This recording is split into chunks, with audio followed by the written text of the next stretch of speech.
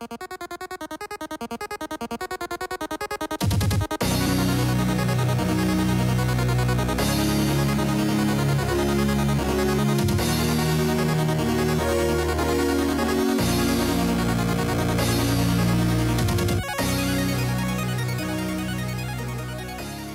everybody, and welcome back to another Kraken Packs video. I am your host, MrBevers. That's right, we're back again with another Throne of Eldraine pre-release kit.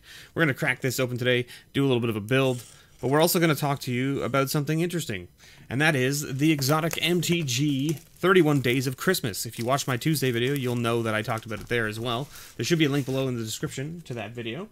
Or to the information regarding the website and what have you and how to enter. Let's just do the list right here like that. Look at that. There's little Mr. B with his Santa hat on, right? With his Santa hat on.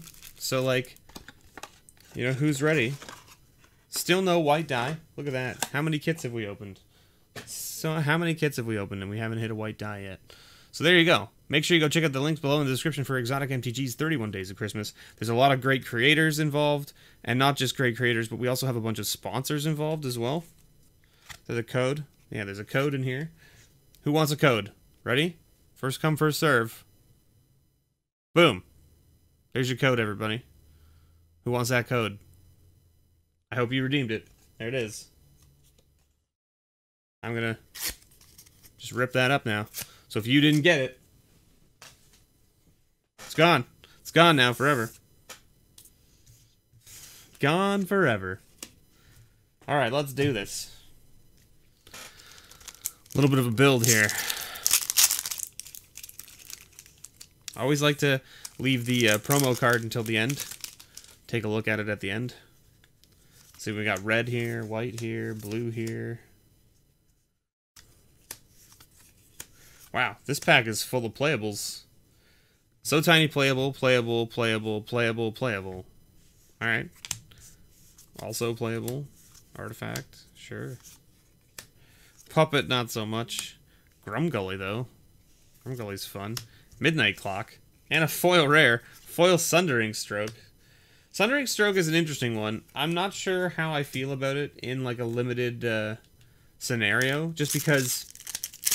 like, if you can get it off, it's gonna, like, just decimate your opponent, right? Especially if you can get it with the, with all 7 red mana, right? But then you gotta be playing a mono red deck, really, to get the 7 red mana on turn 7 or on turn 8 or turn 9, really. Even there, you're really gonna want to have those extra,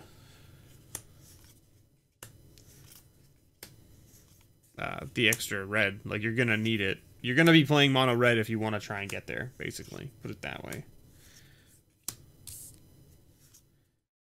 Ooh, we got a nice storyboard animating fairy there. Cool. Holy moly, we have Midnight Clock and Vantress Gargoyle. My goodness. Alright. Well, if we open any, like, merfolks, I guess we're going into, like, a blue mill. And then see what other color we're playing with it. If we don't hit any of the merfolk, it's going to be kind of awkward. Like, the gargoyle's still good if we do it in, like, the proper, like, control type deck. And the clock is just good in general.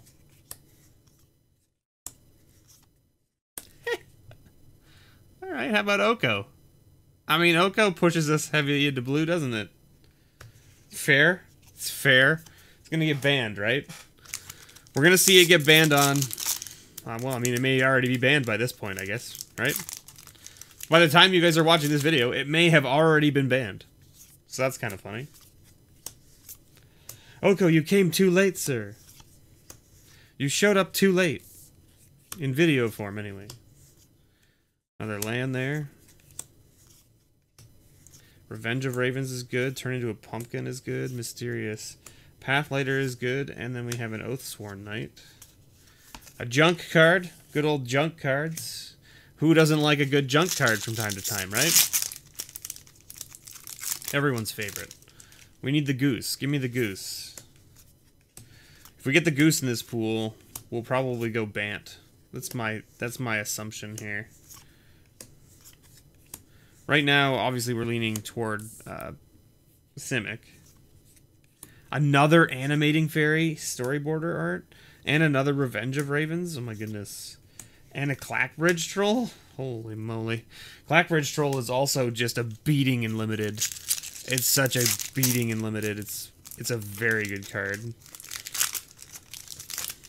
That being said, I mean, like, I have beat it before. But, it's not easy.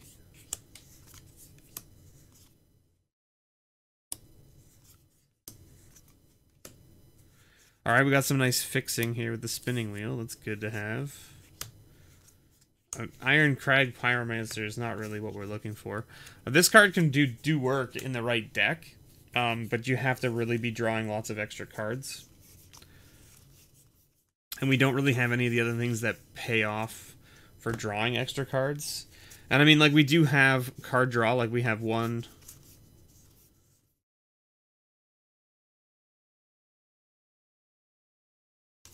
two. We only have 2 card draw in blue and red. So the Iron Crag Pyromancer and the Sundering Stroke are out. I don't think we're even going to look at them. The red is not terrible. Like, I mean, Searing Barrage is nice. The red is not great. The red is not great. Okay, so the question is are we going to go Sultai and try to run all this? Oh, we should look at our promo, too. What's our promo? Promo Giant Killer. Okay. Giant Killer's good. Especially if you have, like, the Runaway Togethers for it. Okay, let's talk about the white and what I would play and what I wouldn't. So, Beloved Princess, no. Shining Armor, no. Outflank, probably. Mysterious Pathlighter, yes. Silverflame Ritual. So, every time I've had this played against me, it either wins the game or it does absolute nothing. It's like stone cold nothing. So, like, this card seems really swingy on whether it can win you a game or not. You know what I mean? Like, it either pumps up your board where you were already ahead anyway, or it does nothing. At least that's what I've found. True Love's Kiss is fine. This card actually is very useful. There is a lot of artifacts and enchantments in this set, so having a removal in the main deck is fine. Tactician is good. Fairy Guide Mother is fine. Is good. Sir Aelin, I think it's a lot of mana for what it does, but in the right deck, it's definitely good. Fairy Guide Mother, Unicorn, Rally the Throne is fine because it's an instant. Silver Flame is fine. So I mean, like, you might play one of these Silver Flame Rituals. I don't think you play both. Because you do have a bunch of token generation and stuff like that. And, like, we have 1, 2, 3, 4, 5. We have 5 story cards just to go with the Mysterious Pathlighter, which is nice. So the white's not too bad. There's not really any removal in white other than the 1 outflank. So white's kind of a little bit lackluster. But we do have the Giant Killer, so I guess that puts us to 6, right? The Giant Killer puts us to 6 story cards in white, which is pretty nice. Runaway Together is good. Sir Eleonora is good. Animating Fairy is good. Corridor Monitor is fine. It's not amazing. It works well with Clock because you can untap Clock. So that's a thing. Didn't Say Please is very good. Turn Into a Pumpkin is good. I would run both Didn't Say Pleases. They're both very good. We didn't hit any of the milling merfolk, so like the getting the cards into the graveyard is going to be a little bit difficult, but that's okay. The Steel Grey's Griffin is fine, but you have to have the card draw, and right now we don't really, so it's just going to be a 2/4 almost every turn. So it's kind of like mediocre. If we need the body in the air, we'll take it, but I don't think we need it. Queen of Ice is good, another Animating Fairy for sure. Witching Well, yes. So Tiny, yes. So, I mean, like, our blue is pretty strong as well. Again, not a lot of removal, but we do have 2 counter spells and a couple of bounce spells, so, like, we'll definitely be able to deal with a few threats. And of course we have the rares, right? Like the Vantress Gargoyle, the Midnight Clock, and then also Oko.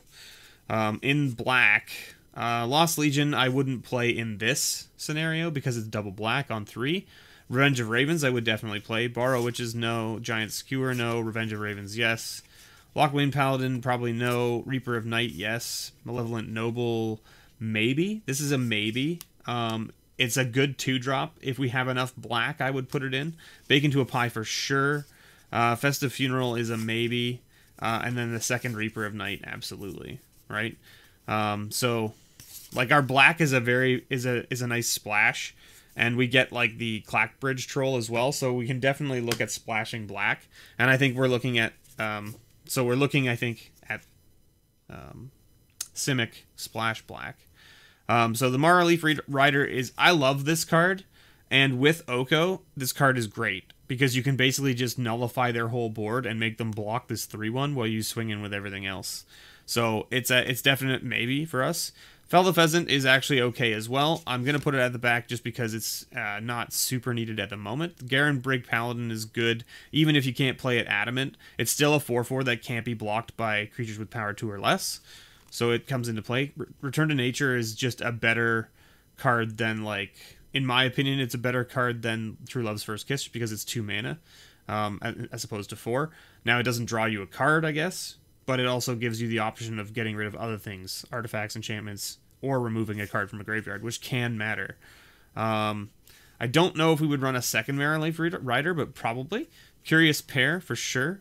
Sir Farron, I'm actually not big on this card. It seems fine, but if you don't have a way to pump it, it's only ever going to give +2/+2, which can sometimes save a creature, but then you lose Sir Farron, right? Like, I mean, like, you're going to be swinging with this 2/2 that's going to get eaten. Yeah, it's going to pump your other creature and prevent it from dying this turn, but then next turn you're 3/2 or whatever it is that you're protecting with the +2/+2.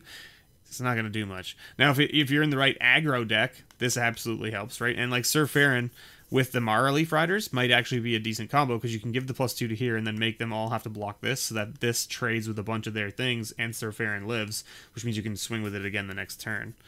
So that's kind of interesting. Wildwood Tracker is not really what I'm looking for. Insatiable Appetite is good. I wouldn't probably play a second Return to Nature in the main board. Outmuscle for sure. Tune and Veil, Treefolk for sure. And I think that's probably where we're sitting.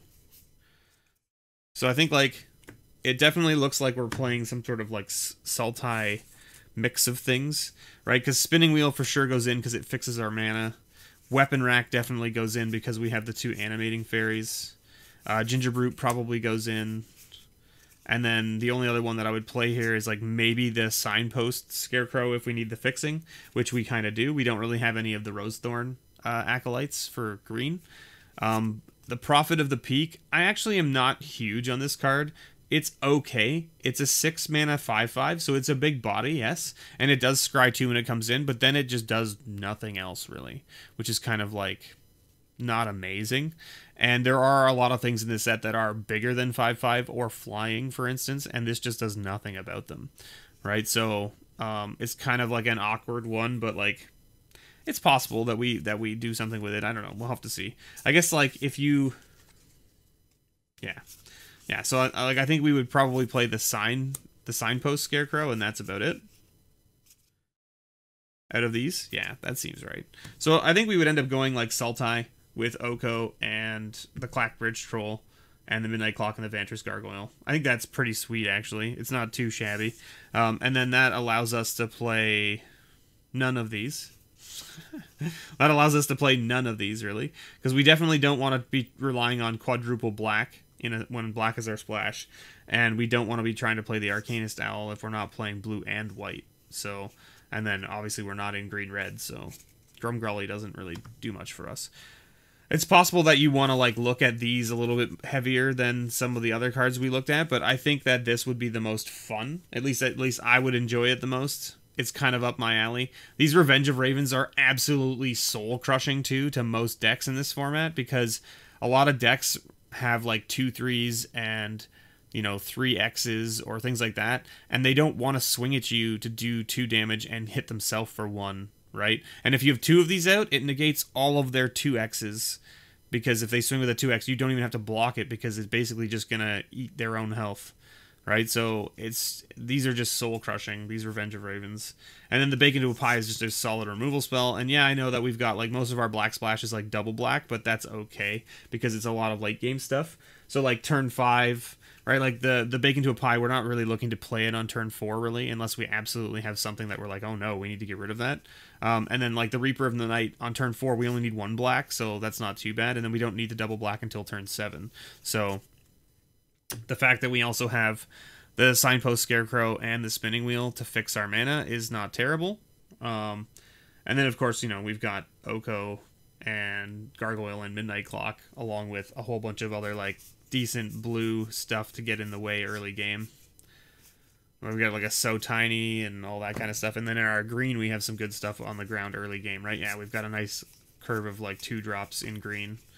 Yeah, so I think that's what it ends up being. And then the reason you do the Marley Friday is because you have the food tokens from Oko, which is nice. Keeps him around as well. And we have a bunch of flyers to defend. Yeah, so I think it looks pretty good. I think it looks like a pretty good build. I would definitely enjoy playing it, so there you go. Anyway, thank you so much for watching, everybody. Don't forget to check out that giveaway link down in the description for the 31 Days of Christmas giveaway.